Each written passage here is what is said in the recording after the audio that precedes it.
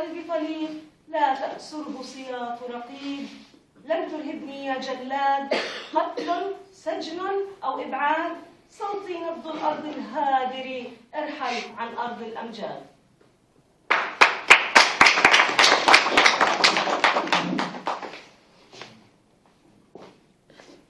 أملي درويش شاعر القضية سفير الوطن أقول: لماذا تركت الكلام وحيدا؟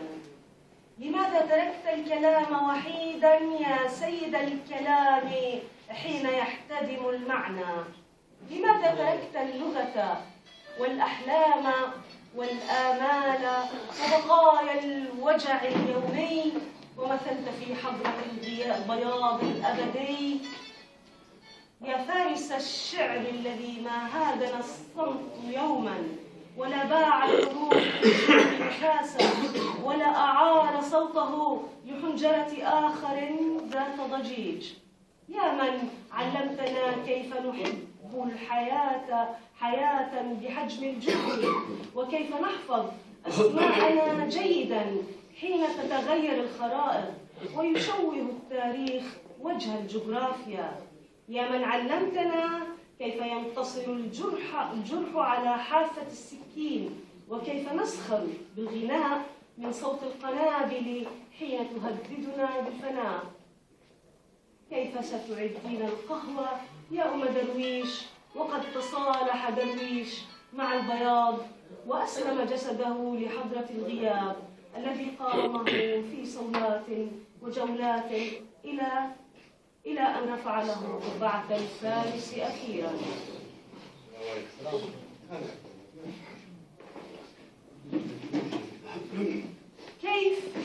كيف وقد صار للقهوة لون الأرض المرشح بالبياض ورائحة التراب حين يمتزج بمطر البكاء الصباحي؟ كيف وللقهوة طعم الحزن ومذاق القهر حين يتشبث الموت غصة في الحلق؟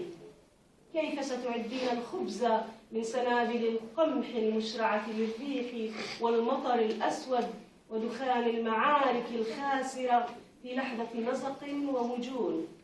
كيف وقد غاب حارس الكلام حين تصاب اللغة بعبث العابرين ولهو المقامرين بأعقاب القصائد البالية على موائد الخراب؟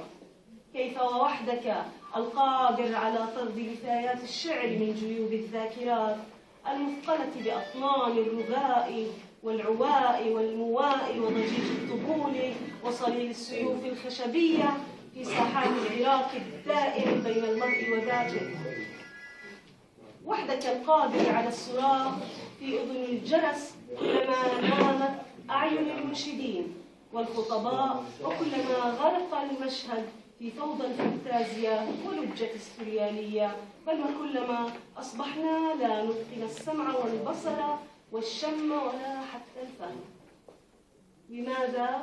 لماذا تركت الكلام وحيدا وأنت من علمتنا كيف يكون للحرف صلاطة السيف وبراعة الرمح حين يصيب بدقة رأس المعنى الطالع من صدر الحدث؟ من أين سيأتي زهر اللوز برائحته وقد عبأه الحزن وأدبله البكاء؟ من سيشيع الأمل في أوراق الزيتون كلما اجتاحتها جرافات الموت، وكلما أريق الزيت على عتبات البيوت المثقبة بالرصاص؟ يا سفير الحرية والحب والغضب، من سيحمل الحقيبة المعبأة بنشيد البقاء ليبقى لا ليسافر؟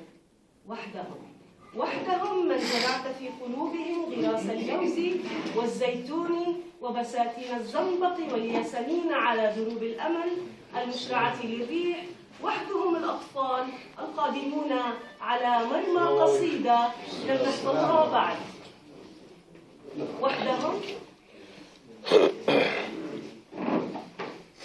وحدهم الأطفال القادمون على مرمى قصيدة لم نحفظها بعد.